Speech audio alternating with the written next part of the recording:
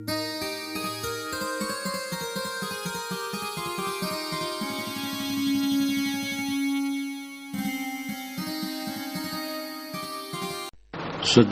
और देवियों, सतगुरु कबीर की साखियों के आधार पर आप लोगों के सामने कुछ चर्चा करूंगा। वो कहते हैं, ज्यो मुदाद शमशान सिल सबे रूप शमशान, कहाई कबीर वह सावज की गति तब की देख भुकान। शमशान, मुदाद, ये शब्द सामान्य लोगों में अपरिचित है। मुदाद वो स्फटिक शिला को कहते हैं, और वो शमशान समान होता है। जो कुछ उसके सामने आ जाता है उसी के समान बन जाता है। दर्पण, आप जानते हैं कि दर्पण टंगा हो, उसके सामने हरे रंग का कपड़ा, नीले, पीले, काले रंग का कपड़ा, नीले, पीले, काले रंग का कपड़ा ले जाइए। जैसा कपड़ा उसके सामने कीजिए, जैसा रंग उसके सामने कीजिए, वैसे रंग उसमें दिखाई देगा। दर्पण उसी रंग का हो जाएगा। स्फटिक शिला की बात की है, उसके सामने रंग आता है, उसी रंग में वो स्फटिक शिला रंगा हुआ प्रतीत होता है। और दूसरा उदाहरण सावज। सावज कहते हैं शिकार को। शिकार जिसको हम मारे वो सावज है। यहां सावज का अर्थ कुत्ता है। कुत्ता दर्पण के कक्ष में जाता है तो अपनी परछाइयों को चारों तरफ देखता है, तो समझता है ये सब कुत्ते हैं और भूखने लगता है। उसका स्वभाव है दूसरे कुत्तों को देख करके भूखना। ये दो उदाहरण साहब इसमें देते हैं। पहला उदाहरण स्फटिक शिला का है और दूसरा उदाहरण कुत्ता का है, जो दर्पण के कक्ष में अपने प्रतिबिंबों को देख करके भूखता है। स्फटिक शिला का उदाहरण है कि स्फटिक शिला के सामने जो रंग आता है उसी रंग से वो रंगा हुआ प्रतीत होता है। हमारा मन ऐसे है। हमारे मन के सामने दुख आता है तो मन दुख में होता है, सुख आता है तो सुख में होता है, राग आता है तो राग में, द्वेष आता है तो द्वेष में, चिंता आती है तो लगता है चिंता ही स्वरूप मेरा मन है। जा क्षण में वृत्ति जौन ता क्षण में रूप तौन। जिस क्षण में जैसी वृत्ति आती है उस क्षण में वही रूप अपना प्रतीत होता है। लेकिन अगर वो वृत्ति हट जाए तो अपना रूप वो नहीं है। गुलाब का फूल स्फटिक शिला के सामने आया तो स्फटिक शिला में गुलाबी रंग आ गया। अन्य वस्तु उसके सामने आया तो अन्य रंग आ गया।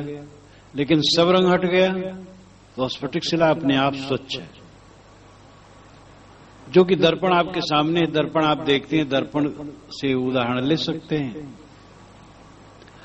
दर्पण सभी रंगों के प्रतिबिंबों को ग्रहण करता है, और जब कोई रंग उसके सामने नहीं रहता है तो अपने आप स्वच्छ रहता है। दर्पण स्वच्छ है, रंगों के प्रतिबिंबों को केवल ग्रहण करता है। हमारा मन न सुखी है न दुखी है, न रागी है न विरागी है, न पापी है न पुण्यात्मा।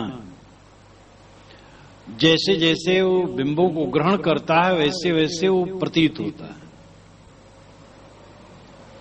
ध्यान और समाधि में इसी का निवारण करने के लिए प्रयास किया जाता है कि वृत्तियों को दूर कर दो, वृत्तियों को शांत कर दो। वृत्ति आत्मा के ज्ञान को ढांकती है। कोई वृत्ति जो हमारे सामने आती है तो मन उसी का आकार ग्रहण कर लेता है। जैसे पानी, पानी जैसे पात्र होता है वैसे आकार ग्रहण करता है। उसी प्रकार हमारी मनोवृत्ति होती है। मनोवृत्ति जिन जिन पदार्थों को ग्रहण करती है वैसे आकार ग्रहण कर लेती है। मनोवृत्ति ने दुख को ग्रहण कर लिया तो दुख में मनोवृत्ति हो जाती है, और कुछ ही क्षण के बाद वो बात भूल गई, सुख की कल्पना कर ली गई, बस सुख में हो गए। आप देखते होंगे कि दिन ही में कई बार आपके मन में दुख का ज्वार, सुख का ज्वार, आनंद का ज्वार, क्लेश का ज्वार आता है। वो सब मन का तमाशा है। न आनंद है, न क्लेश है, न सुख है, न दुख है। ये दोनों द्वंद्व है और ये दोनों मनोवृत्ति। आत्मा से अलग मनोवृत्ति को देख लेना और देख करके उसका अभ्यास करना, उसका साक्षी बन जाना, ये मुख्य साधना है। एक साक्षी है, एक साक्ष्य है, एक दृष्टा है, एक दृश्य है। आत्मा दृष्टा है, चैतन्य दृष्टा है, जीव दृष्टा है और वृत्त दृश्य है। वृत्त से ही संसार हमारे सामने होता है। मन न हो तो संसार हमारे सामने नहीं होता है। गाढ़ी नींद में मन नहीं रहता है, बीज रूप में रहता है, तो संसार हमारे सामने नहीं होता है। जैसे नींद खुली, बस शरीर की याद आई, घर की याद आई, खेत बात की याद आई, दुकान की याद आई, ऑफिस की याद आई, राग और द्वेष की याद आई। एक एक याद बढ़ती चली जाती है। वृत्ति जैसे आती जाती है, संसार से हम जुड़ते जाते हैं। वृत्ति जैसे हटती जाती है, उस संसार से हम हटते जाते हैं। पास की ही वस्तु है, वृत्ति उसकी नहीं है, मन उसका नहीं है तो नहीं है, और दूर की वस्तु है लेकिन उसका मन है, उसकी वृत्ति है तो सामने है। एक व्यक्ति ने तो कल्पना कर ली खाट पर लेटे लेटे कि मेरा लड़का कुएं में गिर पड़ा। इतनी तीव्रता से उसने कल्पना की कि खाट को छोड़ा और गया और कुआं में कूद पड़ा। झम से कूदा अंदर में तो कुछ नहीं, पानी पानी। तो लोग दौड़े आए, हल्ला की, रस्सी डाले, ऊपर आया। क्यों भाई, क्या हुआ? कि लड़का इसमें गिर पड़ा, ऐसा भ्रम हो गया। लोगों ने बताया लड़का तो घर में है। तो वृत्ति में तदाकारता ऐसी हो गई कि लगा कि लड़का कुएं में गिर पड़ा है, अब आया वो कुएं में कूद पड़ा। हमारे सुख दुख ऐसे ही होते हैं, हमारे बंधन ऐसे ही होते हैं। हम मन से बंधनों को बनाते हैं। वृत्तियों से हम हरदम अपने आप को ढांकते रहते हैं। जो मुदात शमशानशिल सबे रूप शमशान। जैसे स्फटिक पत्थर के सामने रंग आता है, तो जैसे जैसे रंग आता है वो शिला वैसे वैसे रंग से रंग जैसे जाती है, लेकिन वो स्वच्छ है, केवल भ्रम होता है कि रंग गई। तैसे सुख दुख के जो आवरण हमारे ऊपर आते हैं वो लगते हैं कि सुख दुख है, लेकिन न सुख है न दुख है। सुख में भी हम फंसते हैं, दुख में भी हम फंसते, दोनों में आंदोलित होते हैं। दुख आया तो आंदोलित हो गए, सुख आया तो आंदोलित हो गए।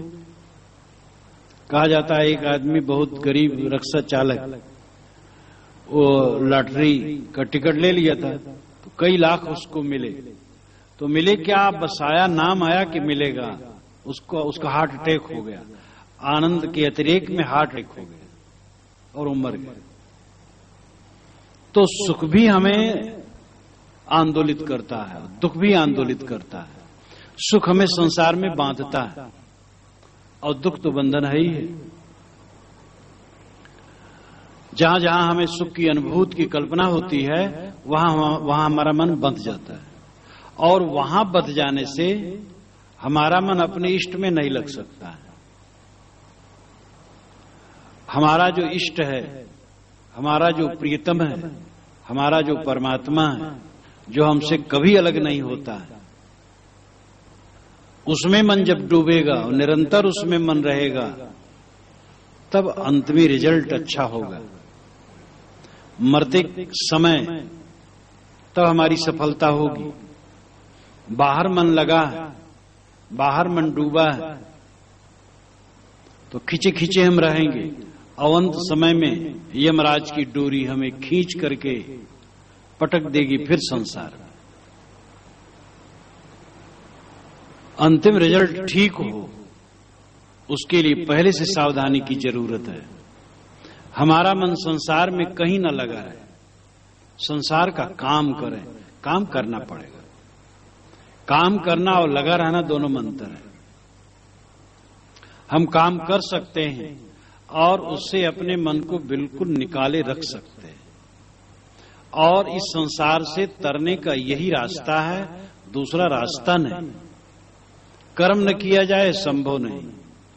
आदमी कर्म करना छोड़ दे तो कुकर्म करेगा, मन उसका प्रपंच करेगा। कोई ऐसा तो गुणातीत नहीं हो जाएगा तुरंत कि कुछ न करे तो भी मन शांत रहेगा। साधक को तो अपने मन को कुछ सामग्री देना पड़ेगा, तब वो ठीक से ठहरा रहेगा, नहीं भटक जाएगा। सेवा, भक्ति, स्वाध्याय, साधना, मन को लगाए रखना पड़ेगा। इसलिए जीवन में कर्म की महती आवश्यकता है। अनासक्ति पूर्वक कर्म करते करते हमारा चित्त स्वबस हो जाता है। और जैसे आपने अभी पूर्व में प्रवचन में सुना था कि बालक केरी धाय जो आपन जानत नाय, नौकरानी बच्चों की सेवा करती है लेकिन अपना नहीं मानती, यह दृष्टि उसमें आ जाती है। और इस दृष्टि के आने पर वो कहीं बंधता नहीं। आसक्ति को जीत करके कर्म करने के अलावा कोई चारा नहीं है संसार से उद्धार पाने का। कोई कर्म छोड़ दे, हाथ पैर बटोर ले, मन उसका और उफान शैतान करेगा। इसलिए इसको कर्म देना बहुत जरूरी है। वह कहानी कि एक महात्मा ने एक भक्त को शैतान दे दिया था। वो कहता था, महाराज हमें काम बहुत रहता है, कुछ कृपा कीजिए हमारा काम हल हो जाए। कहे मैं एक शैतान को दे दूं, सारा काम कर देगा, लेकिन काम न पाएगा तो तुम्हें खा जाएगा। कहे महाराज काम इतना है कि वो काम से फुर्सत नहीं रहेगी। बस वो शैतान आया और कहा बताओ काम बताओ। काम बताया, सब कर लाया। कहे फिर बताओ। शंका तो तुरंत हो गई, ये क्षण क्षण में इतना काम कराता है। तो जब कुछ काम नहीं रहा तो कहा जाओ नगर का सारी गली बुहार करके साफ करके कूड़ा बाहर फेंकाओ। वो बाहर करके आ गया, कहे काम बताओ। अब परेशान हुआ कि मामला बहुत गड़बड़ है, तो कहा मुझे तुम मोहलत दो कुछ। महात्मा के पास गया और कहा महाराज वो तो निश्चित ही खा जाएगा, काम तो सब खत्म हो जाता है उसके सामने। तो उन्होंने कहा एक लकड़ी गाड़ दो, और जब कुछ काम न रहे तो कहो इसी पर उतरो और चढ़ो। तो उतरता चढ़ता रहेगा, उतरता चढ़ता, वो तो खत्म होगा नहीं। तो और जब काम हो तो काम बता दो, नहीं कहो इसको उतरो चढ़ो उतरो चढ़ो। ऐसे कर दिया तो उसकी जान बची। कथा तो काल्पनिक है। ये मन ऐसा ही शैतान है। व्यवहारिक काम जो कुछ हो कर लो, फिर उसको लकड़ी पर उतारने और चढ़ाने का काम करो। कुछ ऐसा अच्छा काम इसको लगा दो। यद्यपि उसका उदाहरण उतना फिट नहीं है, लेकिन स्वाध्याय करो, मन को देखने का अभ्यास करो, या जो जैसे पात्र हो, कोई अपने गुरु का दिया हुआ मंत्र जपे, जैसे गुरु ने बताया है, जिस नाम में जिसको निष्ठा हो नाम जपे, जिसको जैसे बन सके। जो साधना मार्ग का कुछ काम करने का कहा जाता है वो यही शैतान को ठीक करने के लिए। कुछ काम ना दोगे तो ये महाउफान शैतान करेगा। जब मजते मजते मज जाएगा तब की दशा अलग है। ऐसी भी दशा आ जाती है जब साधक किसी से न बोले, किसी से न मिले, कुछ न पढ़े, कुछ न करे, वो अपनी दशा में रहेगा और उसका मन शांत रहेगा, सुबस रहेगा, व्यर्थ नहीं सोचेगा, ठीक सोचेगा, संसार की नश्वरता सोचेगा, आत्मा का अनुचिंतन करेगा या शांत रहेगा। कुछ अन्यथा नहीं होगा, ऐसी दशा भी आ जाती है। लेकिन ये बहुत परिश्रम का फल है, तत्काल ऐसा नहीं होता। इसलिए इसको कुछ काम देने की जरूरत होगी, और काम देने के साथ साथ अहंकार होता है। जो हम काम करते उसमें हमारी अहम वृत्ति होती है। अगर हम थोड़ा 4 अक्षर पढ़े तो उसका अहंकार होता है, बोलना अच्छा जानते उसका अहंकार होता है, चित्र अच्छा बनाना जानते उसका अहंकार होता है। जिन जिन क्रियाओं में हम जुड़ते हैं उनमें अहंकार होता है। उसी अहंकार से अपने आप को अलग रखना ये साधना है। हंता में सभी पड़े, हंता देखे साध, हंता ते न्यारा रहे, गुरमुख दृष्टि अबाध। अहंकार में सारा संसार पड़ा हुआ है। जो अहंकार को देखे वो साधु, हंता देखे साध, अपने अहंकार को देखे। जो अपने मन का दृष्टा बन जाता है वो अपने अहंकार को या अपने मन की सारी चीजों को देखता रहता है। दुर्भाग्य है हम दूसरे को देखते हैं। 2 आदमी बैठ जाएं तो दूसरे की बुराई जरूर होगी शुरू। 2 आदमी बैठ जाएं तो बिना दूसरे की बुराई किए रह नहीं पाएंगे। अगर थोड़ा बैठा रहे तो लगेगा है ही नहीं। कुछ चर्चा करें तो दूसरे की चर्चा करें, अपनी चर्चा नहीं, अपने कल्याण की चर्चा नहीं। साधक वह है जो आत्मदृष्टा है, अपने को देखता है, और बाधक वह है जो दूसरे को देखता है। जब हम अपने मन को देखते हैं तब मन के कूड़े कचड़े का पता लगता है और मन की स्वच्छता का पता लगता है। फिर हिसाब होता है कि कितना कूड़ा कचड़ा घटा और कितनी स्वच्छता बढ़ी। जो हिसाब न रख सके वो कौन व्यापारी। और जो अपने मन का शोधन न कर सके और अपने मन के गुण दोषों को न समझ सके और दोषों को निरंतर घटाते हुए गुणों की वृद्धि न कर सके, वो कौन सा साधक है। व्यापारी वही कुशल माना जाता है जो हिसाब किताब ठीक रखता है। चार्टर्ड अकाउंटेंट जब पहली बार यहां आए थे मिलने तो उन्होंने कहा था हमें पढ़ाया गया है पहले लिख तब दे, पहले लिख लो तब दो। इन हिसाब किताब बिल्कुल फिट रखो।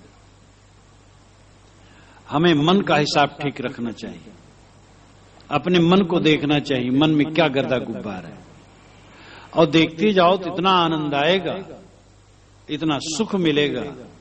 अपने दुर्गुणों और दोषों को देखने में इतना सुख मिलेगा क्योंकि देखते ही वो दुर्गुण नष्ट होगा और मन में शांति आएगी। तो हंता में सभी पड़े, हंता देखे साध,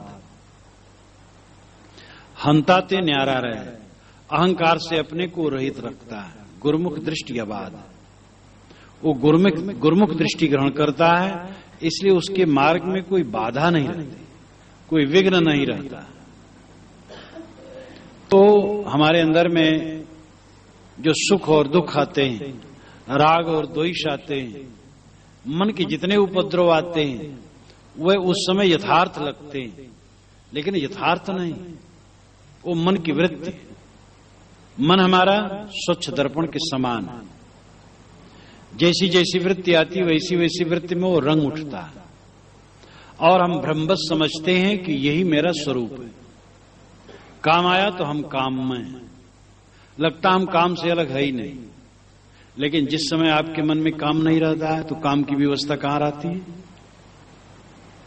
जिस समय आप अत्यंत कामातुर हो, कोई कह दे आपके घर में पिछवाड़े आग लग गई, देखो काम कहां चला जाएगा, भय सवार हो जाएगा, पीड़ा और उद्वेग सवार हो जाएगा दूसरे ढंग का।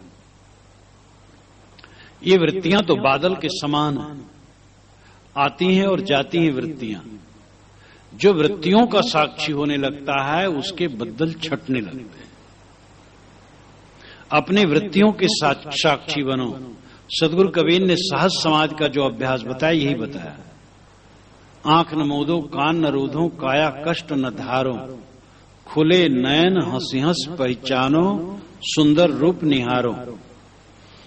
तो उनके कहने के यही अभिप्राय है। उठते बैठते चलते फिरते खाते पीते सब समय मन को देखो, वृत्तियों को देखो, सदैव अपने आप को देखो। टट्टी घर में बैठे हो या स्नानागार में बैठे हो, पूजा घर में बैठे हो या भोजनालय में, सड़क पर हो या खेत में या कारखाने में या दफ्तर में, हर समय अपने मन को देखो।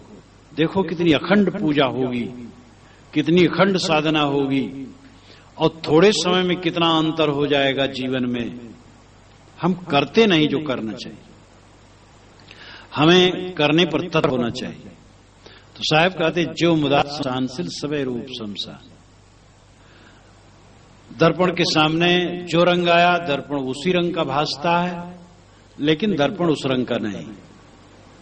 जैसी जैसी वृत्तियां आई वैसा वैसा हमें लगता वही मेरा रूप है, लेकिन वही मेरा रूप नहीं। मेरा रूप तो शुद्ध ज्ञान मात्र है, शांत, निर्मल, दिव्य। वृत्तियों को हम हटाना जाने, वृत्तियों को हम देखना जाने, मन को हम देखना जाने, मन को पहचानना जाने, तो बड़ा स्वच्छ मन हो जाएगा। दूसरा उदाहरण कहें कबीर, वह सावज की गत तब की देख भूकान। कुत्ता दर्पणों प्रतिबिंबों को देख देख करके भूखता, समझता है दूसरे कुत्ते। जीवन भर हम अपने मनोवृत्तियों को दूसरे में प्रतिबिंबित करके भूखते। हम राग वाले हैं तो संसार राग वाला, द्वेष वाले हैं तो द्वेष वाला लगता है। जैसे जैसे हमारा मन होता है वैसे वैसे हमें सब संसार में लगता है। जो अपने मन को विकारग्रस्त रखते हैं, लगता है सब विकारग्रस्त है। दूसरे पर अधिक संदेह की भावना क्यों होती? क्योंकि हमारा मन दुर्बल है। स्वस्थ मन वाला संदेहशील नहीं होता। अगर मेरे प्रति कोई गलत धारणा भी रखता हो तो मेरा उसमें कोई नुकसान होने वाला नहीं। मेरी अगर कोई निंदा करता हो तो उसमें भी कुछ नुकसान होने वाला नहीं। मैं अगर किसी की निंदा करता हूं तो मेरा नुकसान है। जो मेरे बहुत निकट है मन, वो गंदा होता है, और मन का गंदा होना मेरा नरक है, मन का स्वच्छ होना मेरा स्वर्ग है।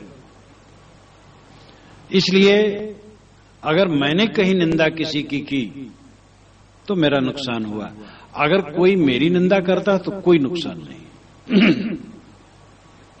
विवेकवान दूसरे द्वारा अपने ऊपर आए हुए आघात को आघात नहीं समझता है, उस पर वो मुस्कुरा देता है, सारी घटनाएं खत्म हो जाती हैं और उत्तेजना में पड़े हुए लोग लज्जित होते हैं। आप अगले उत्तेजित आदमी को सह लें, देखिएगा इतना मधुर फल आपको मिलेगा, और पीछे वो कितना वो विनम्र हो जाएगा।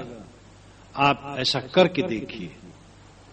लेकिन हम तो बहुत हल्के, थोड़े में उत्तेजित होते हैं और जरा से में झंझना उठते हैं। ये हमारी कमजोरी है, हमें गंभीरता लाने की आवश्यकता है। कुत्ता भौंकता है अपनी परछाई को देखकर, जिंदगी भर हम अपनी परछाई देखकर भौंकते हैं। हमारा वैर हमारी परछाई है, हमारा मोह हमारी परछाई है। हम किसी को मान लेते बड़ा प्रीतम है, किसी को मान लेते बड़ा वैरी है, और ये राग और द्वेष ये महाफांसी है। इसी फांसी पर सारा संसार लटका है। और ये महाभ्रांति, जिसको हम प्रीतम मानते हैं वो भी मन का धोखा। प्रीतम है अत्यंत प्यारा, महामन का धोखा है। जिसको बैरी मानते हो वो भी महामन का धोखा है। मेरी निंदा करने वाले नहीं रहेंगे और मैं भी नहीं रहूंगा। मेरी प्रशंसा करने वाले नहीं रहेंगे और मैं भी नहीं रहूंगा। थोड़े दिन में ये सब हो जाता है। देखते देखते कितनी घटनाएं घटती चली जाती। हमें अपनी दुर्बलता को जीतने की जरूरत है। दुर्बलता के नाते हम भूखते हैं। देखना, दूसरे की निंदा करना, दूसरे को अपना हानिकारी मानना, ये भूखना। मेरे सिवा मेरी कोई हानि नहीं कर सकता इस संसार में। अगर मेरी कोई हानि करने वाला है तो केवल अकेला मैं हूं, और मेरा कोई लाभ करने वाला है तो उसमें भी मैं ही हूं। सहायक है, गुरुजन सहायक है, संत जन मित्र जन सहायक है, जो सन्मार्गगामी हैं, वे सहायक अवश्य, लेकिन उनकी सहायता तब तक सफलीभूत न होगी जब तक मैं स्वयं कमर कस के न लगूंगा। मेरा नुकसान करने वाला दुनिया में कोई नहीं मेरे अलावा, ये पक्का विश्वास हो जाए तो किसको हम मानेंगे। बैरी मानने की जो सनक है, ये सनक वैर को और बढ़ाती है। रक्तबीज एक राक्षस था, जब उस पर तलवार पड़ती थी तो जितनी बूंद रक्त की गिरती थी उतने रक्तबीज खड़े हो जाते थे। कि लाक्षणिक ऐसा कोई नहीं था, और ऐसा संभव है कि रक्त की बूंद गिरे तो मनुष्य खड़ा हो जाए या कोई प्राणी खड़ा हो जाए। इसका अर्थ है कि दुश्मन को जब हम मारते हैं तो बहुत दुश्मन बढ़ जाते हैं, दुश्मनी साधते हैं तो दुश्मन बहुत बढ़ते हैं। दुश्मनी साधा छोड़ दो, सब मित्र मित्र हैं। बैरी उलट भय है मीत, साकत उलट भय सज्जन हो गए साकत। ये कबीर साहब की वाणी है, पिछले रविवार को मैंने कहा था। बैली उलट भय है मीता, साकट उलट भय सुजन सुचीता, ऐसे कुछ है। तो बैरी उलट करके मित्र हो गए और साकट सज्जन हो गए, सुचित्त हो गए, अच्छे मन वाले हो गए। अपना मन ठीक कर लो, बस सब ठीक हो जाएगा। जितना संसार में वैर और कलह है, ये सब अपने अपने दोषों का परिणाम है। सब अपने अपने दोषों को शोध लें, वैर बिल्कुल खत्म। तो कुत्ते की आदत दूसरे कुत्तों को देख करके भूखता है। दर्पण में परछाई को समझता दूसरा कुत्ता है, इसलिए उसको देख देख करके भूखता है। हम भी ऐसे भूखते, जीवन भर भूखते हैं। कितनी स्त्रियां हैं, कितने पुरुष हैं, अकेले में बात करते रहते हैं, उलझते रहते हैं। अकेले में उलझते रहेंगे, कट कहते रहेंगे, बोलते रहेंगे। उनसे हम कम नहीं, उनको हम देख लेंगे। वो चलेंगे डांट डांट, हम चलेंगे पात पात। ये सब अपने अंदर ही में लोग चलते रहते हैं।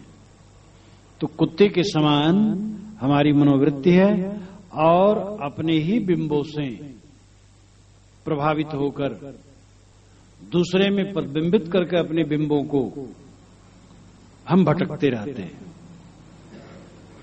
गही टेक छोड़े नहीं, जीव चोट जर जाए, ऐसो तब तंगार है, ताहि चकोर चबाए। चकोर भरोसे चंद्र के निगले तब तंगार, कहें कबीर डाहे नहीं ऐसी वस्तु लगार। कुछ लोग ऐसे होते हैं जो अपना टेक पकड़ लेते हैं और छोड़ते नहीं। साहब कहते चकोर होता है। ये कहानी है, सच है कि नहीं? कहानी तो है कि चकोर जब चंद्रमा उगता है तो उसको देखना शुरू करता है और देखता रहता है। जब चंद्रमा बिल्कुल ऊपर आ जाता है तो ऊपर देखता है, और जब बिल्कुल उधर होने लगता है तो उसे देखते देखते उतान गिर पड़ता है, क्योंकि उसको देखना बंद नहीं करना चाहता। ये कहानी होगी। और उसी समय कोई अंगार का टुकड़ा डाल दे तो चंद्रमा समझ करके उसको निगल जाता है। बड़ा प्रीतम है चंद्रमा उसका। ऐसो तब तंगार है, ताहि चकोर चबाए। चकोर भरोसे चंद्र के निकले तब तंगार। चकोर अंगार को इसलिए निगल लेता है, समझता है चंद्रमा है, उसके लिए प्यार है। कहें कबीर डाहे नहीं ऐसी वस्तु लगार। लगार ऐसी वस्तु होती है जो जलाती नहीं।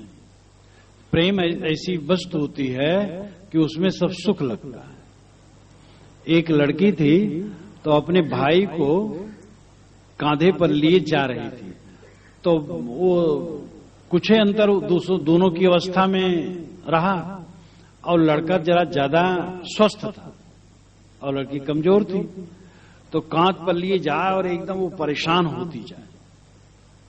तो किसी ने कहा, वाह, इतने मोटे ताजे लड़के को तुम अपने कंधे पर लेकर के चल रही हो, कमर में लेकर के चल रही हो, परेशान होती हो।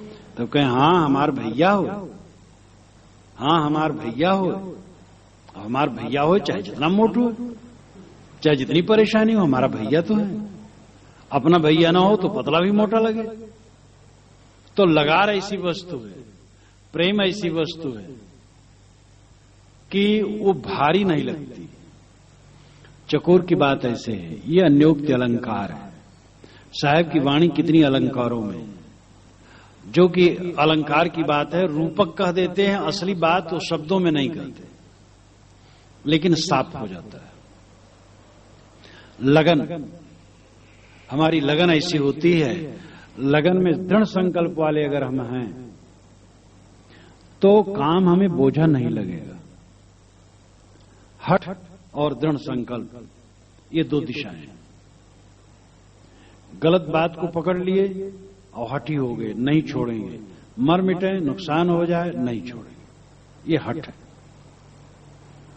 और अच्छा काम करने के लिए जो हम हठ पकड़ते हैं वो दृढ़ संकल्प कहलाता है, हठ नहीं कहलाता है। चीज वही है, एक आदमी दौड़ता है और एक आदमी भागता है। दौड़ने में और भागने में क्रिया समान है, दोनों में पैर भागते हैं, पैर चलते हैं।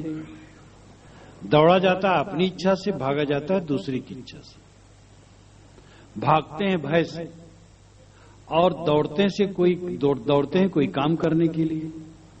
क्रिया एक है, शब्द में अंतर होता, शब्द के भाव में अंतर होता। कटना और फटना, कपड़ा कटा है कि फटा है, पुराना है तो फटा है, नया है तो कटा है। अगर नया कपड़ा फटा हो तो लोग फटा नहीं कहते, कटा है। तो संकल्प, दृढ़ संकल्प होना और हठ होना, दोनों का धातु एक ही, खूब जबरदस्त पकड़। हठ में भी पकड़ है, दृढ़ संकल्प में भी पकड़ है। लेकिन शुभ मार्ग में जो काम होता है वो दृढ़ संकल्प कहलाता है। और जैसे तैसे में फंस गए और छोड़ते नहीं तो हठी